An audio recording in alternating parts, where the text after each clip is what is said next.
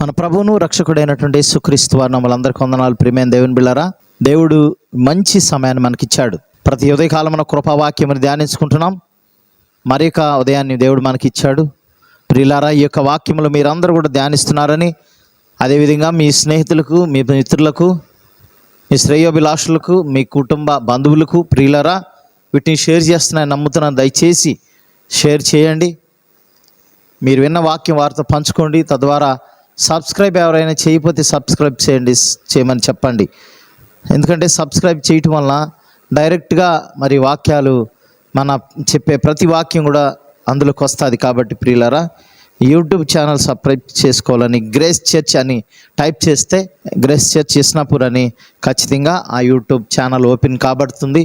తద్వారా సబ్స్క్రైబ్ చేసుకోండి. అనేక మంది మేలుకరంగా ఉండండి. ప్రియులారా, ఈరోజు ప్రత్యేకంగా వాక్యాన్ని ధ్యానించుకుందాం. వాక్యాంశం మనం గమనించినట్లయితే, సమాధానపరచబడని వారు దేవుని కుమారులు అనబడదురు. ప్రియులారా, ఈ వాక్యములను మనము కొండ మీద ప్రసంగంలో ఉన్నటువంటి ధన్యతల గురించి మనం చూసుకున్నాం. యేసుప్రభువు బోధించినటువంటి మరి మత్తయి సువార్త 5వ అధ్యాయంలో మరి ప్రతిరోజు కూడా మనము ధన్యతలను చూసుకుంటున్నాం. మత్తయి సువార్త 5వ అధ్యాయము 9వ వచనం చదువుకుందాం. సమాధానపరచువారు ధన్యులు, వారు దేవుని కుమారులు అనబడదురు. సమాధానపరచువారు ధన్యులు, వారు దేవుని కుమారులు అనబడదురు. చూడండి ప్రియమైన దేవుని బిడ్డారా, మరి ఈ సమాధానం అనే మాట బైబిల్లో 400 సార్లు వ్రాయబడ్డది. నిజంగా దేవుడు సమాధానం అనే మాటకి ఇచ్చిన ప్రాముఖ్యత చూడండి. ఏదైనా తోటలో దేవుడు అవ్వను ఆదాము చేసి సృష్టించి ఉంచినప్పుడు అక్కడ వారి మధ్య గొప్ప సమాధానం ఉంది. ఎప్పుడైతే చేయవద్దన్న పని వారు చేశారో, అతిక్రమం చేయటం వలన వారు పాపంలో పడిపోయారు. తద్వారా దేవునికి మనిషికి ఉన్న బంధం కోల్పోయారు. మరి వారు ఆ సమాధానకరమైనటువంటి తోటలో నుండి వెలివేయబడ్డారు, బయటికి వెళ్ళిపోయారు. తద్వారా దేవునికి మనిషికి సంబంధం పోయింది. తద్వారా కొన్ని వేల సంవత్సరాల తర్వాత యేసుప్రభువుని తండ్రి అయిన దేవాతి దేవుడు మానవులందరినీ ప్రేమించాడు కనుక ఈ లోకానికి ఆయన్ని పంపించి ఆయనతో మరి ఆయన సమాధానకర్తగా పంపించి, మరి ప్రియులారా, దేవునితో సాన్నిహిత్య సంబంధాన్ని, సమాధానాన్ని మానవులందరూ కలిగి ఉండాలని యేసుప్రభువు ద్వారా తన ఉద్దేశాన్ని నెరవేర్చాడు. అయితే సమాధానం అనేది మనం గమనించినట్లయితే యూదులు షాలోమ్ అని అభినందిస్తారు. సమాధానం వారు ఎదురుపడ్డప్పుడు షాలోం అని చెప్పుకుంటారు. ఎందుకంటే సమాధానకర్తకు దేవుడే మనకి సమాధానం ఇస్తాడని వారి యొక్క ఉద్దేశం. కాబట్టి ప్రియులారా, సమాధానానికి మూల స్తంభాలుగా రెండింటిని మనం గమనించవచ్చు.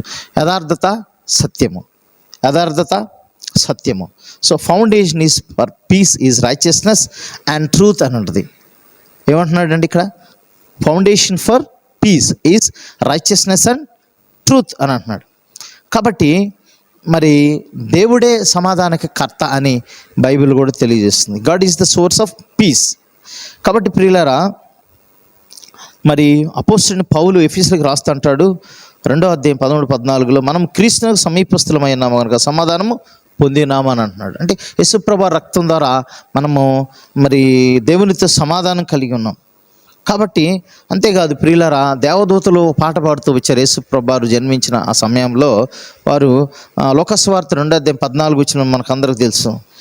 మరి ఆయనకి ఇష్టమైన మనుషులకు భూమి మీద సమాధానం కలుగునుగా కానీ మరి పరలోక సైన్య సమూహం దేవుణ్ణి స్తోత్రించినట్లు మనం చూస్తూ ఉన్నాం. కాబట్టి ఎవరు ఆయనకి ఇష్టలు? ప్రియులారా చూడండి, ఆయనకి ఇష్టలు ఎవరు?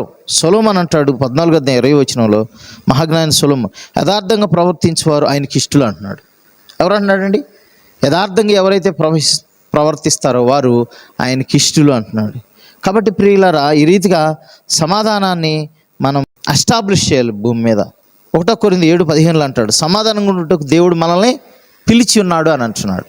అంతేకాదు 2 కొరింథీ 5:18లో ఆయన మనల్ని క్రీస్తు ద్వారా తన సమాధానపరుచుకుని ఆ సమాధానపరచు పరిచయం మనకు అనుగ్రహించాడని చెప్తున్నాడు. సో కాబట్టి ఈ స్వార్థ అనేది ప్రజలకి దేవునికి మధ్య వారిని సమాధానపరచడమే ఈ స్వార్థ యొక్క ముఖ్య ఉద్దేశం. కాబట్టి ప్రియమైన దేవుని బిడ్డలారా, సమాధానపరచడానికి ఒకరికొకరు సంఘములో ప్రోత్సాహం చేసుకోవాల్సిన అవసరత ఎంతైనా ఉంది. కాబట్టి దాని ఫలితం చెప్తున్నాడు, సమాధానపరచువారు ధన్యులు, వారు దేవుని కుమారులు అనబడదురు అని అంటున్నాడు. చూడండి ప్రియులారా, దేవుని కుమారులు యాకోబు తను తప్పు చేసినప్పుడు తెలుసుకుని ప్రభు పాదాల దగ్గరకు వచ్చి కన్నీరు కార్చి ప్రార్థన చేసినప్పుడు దేవుడు తనతో సమాధానపరుచుకొని తనకి గొప్ప బ్లెస్సింగ్స్, ఆశీర్వాదాలు ఇచ్చినట్లు కూడా మనం చూస్తాం. కాబట్టి ప్రియులారా, మన ప్రభువారు సమాధానకర్త, అధిపతి. కాబట్టి మనం కూడా సమాధానపరచబడాలి.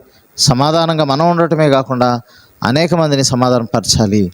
భూమి మీద శాంతి, నెమ్మదిని నెలకొల్పాలి. ఆ రీతిగా ప్రయత్నించేద్దాం. దేవుడి వాక్యము దీవించును గాక.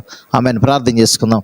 మమ్మల్ని మిక్కిలిగా ప్రేమించిన ప్రియ పరలోకపు తండ్రి, సమాధానంగా ఉండేవారు, మరి సమాధానపరచేవారు దేవుని కుమారులు అనబడదురని తెలియజేస్తూ ఉంది. కాబట్టి ప్రభా, మీ యొక్క కుమారులుగా మేము పిలువబడాలంటే, కుమార్తెలకు పిలువబడాలంటే మేము సమాధానంగా ఉండటమే కాకుండా అనేక మందిని సమాధానపరచాలి.